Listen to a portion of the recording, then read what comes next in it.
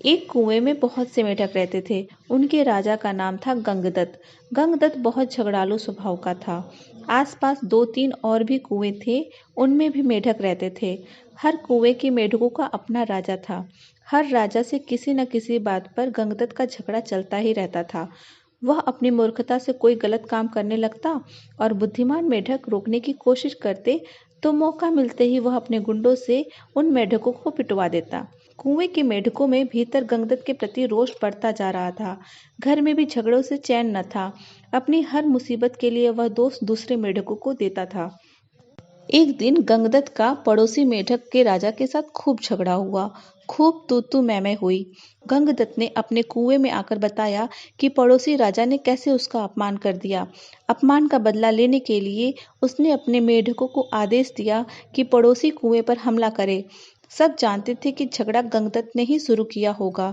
कुछ सयाने मेढकों और बुद्धिमानों ने एकजुट होकर एक स्वर में कहा, राजन, पड़ोसी कुएं में हमसे दुगने मेढक हैं। वे स्वस्थ व हमसे अधिक ताकतवर हैं। हम यह लड़ाई नहीं लड़ेंगे। गंगदत्त सन्न रह गया और बुरी तरह तिलमिला गया। मन ही मन उसने ठान लिया कि इन गद्दारों को भी सबक सिखाना होगा। गंगदत्त ने अपने बेटे को बुलाकर भड़काया, बेटा, पड़ोसी राजा ने तुम्हारे पिताजी का घोर अपमान किया है। जाओ, पड़ोसी राजा के बेटों की ऐसी पिटाई करो कि वे पानी मांगने लग जाएं। गंगदत्त के बेटे एक दूसरे का मुंह देखने लगे। आखिर में बड़े बेटे ने कहा, पिताश्री, आपने कभी हमें टर्राने की इजाजत नहीं दी। टर्राने से ही मेढकों में बल आता है, हौसला आता है और जोश आता है। आप ही बताइए कि बिना हौसले और जोश के हम किसी की क्या पिटाई कर पाएंगे। अब गंगदत्त सबसे चिढ़ गया। एक दिन वह कुड़ता और बड़बड़ाता कुएं से बाहर निकला और इधर उधर घूमने लगा। उसे एक भयंकर नाग पासी बने अपने बिल में घुसता नजर आया। उसकी आंखें चमकी। जब अपने दुश्मन बन गए हों तो दुश्मन को अपना बनाना चाहिए। यह सोच वह बिल के पास जाकर बोला, नागदेव, मेरा प्रणाम। नागदेव फुफकारा, अरे मेढक, मैं तुम्हारा बैरी हूँ। तुम्हें खा जाता हूँ और तू मेरे बिल के आगे आकर मुझे आवाज दे रहा है। गंगदत्त बोला, हे नाग, कभी कभी शत्रुओं से ज्यादा अपने दुख देने लगते हैं। मेरा अपनी जाति वालों और सगों ने इतना घोर अपमान किया है कि उन्हें सबक सिखाने के लिए मुझे तुम जैसे शत्रु के पास सहायता मांगने आना पड़ा।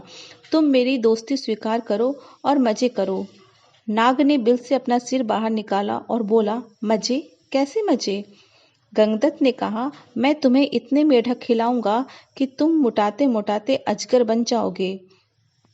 नाग ने कहा, पानी में मैं जा नहीं सकता, कैसे पकड़ूंगा मेढक? गंगदत्त ने ताली बजाई, नाग भाई, यही तो मेरी दोस्ती तुम्हारे काम आएगी। मैंने पड़ोसी राजाओं के कुओं पर नजर रखने के लिए अपने जासूस मेढकों से गुप्त सुरंगें खुदवा रखी हैं। हर कुएं तक उनका रास्ता जाता है। सुरंगें जहां मिलती हैं वहां एक कच्छ है। तुम वहां रहना और जिस जिस मेढक को खाने के लिए कहूं उन्हें खाते जाना।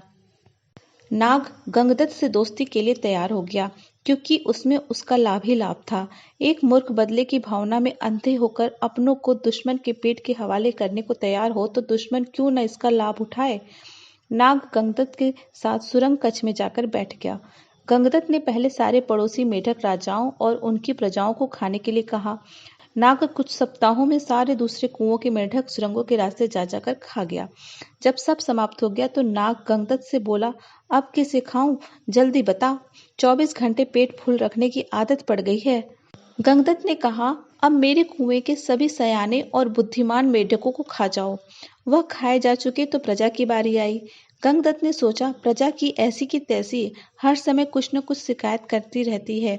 उनको खाने के बाद नाग ने खाना मांगा तो गंगदत्त बोला, नाग मित्र, अब केवल मेरा कुनबा और मेरे मित्र बचे हैं। खेल खत्म और मेढक हजम। नाग ने फन फैलाया और फुफकारने लगा, मेढक, मैं अब कहीं नहीं जाने का। तू अब खाने का इंतजाम कर वरना हिस। गंगदत्त की बोलती बंद हो गई। उसने नाग को अपने मित्र खिलाए और फिर उसके बेटे नाग के पेट में गए। गंगदत्त ने सोचा कि मैं और मेढकी जिंदा रहे तो बेटे और पैदा कर लेंगे। बेटे खाने के बाद नाग बोला, और खाना कहाँ है? गंगदत्त ने डर कर मेढकी की ओर इशारा किया। गंगदत्त ने स्वयं के मन को समझाया, चलो बूढ़ी मेढकी से छुटकारा मिला, नई जवान मेढकी से विवाह कर नया संसार बसाऊंगा। मेढकी को खाने के बाद नाग ने मुंह फाड़ा, बोला, खाना। गंगदत्त ने हाथ जोड़े। अब तो केवल मैं बचा हूँ, तुम्हारा दोस्त गंगदत्त। अब लौट जाओ। नाग बोला, तू कौन सा मेरा मामा लगता है, और उसे हड़प गया। इस कहानी से यह शिक्षा मिलती है कि अपनों से बदला लेने के लिए जो शत्रु का साथ लेता है उसका अंत निश्चित है।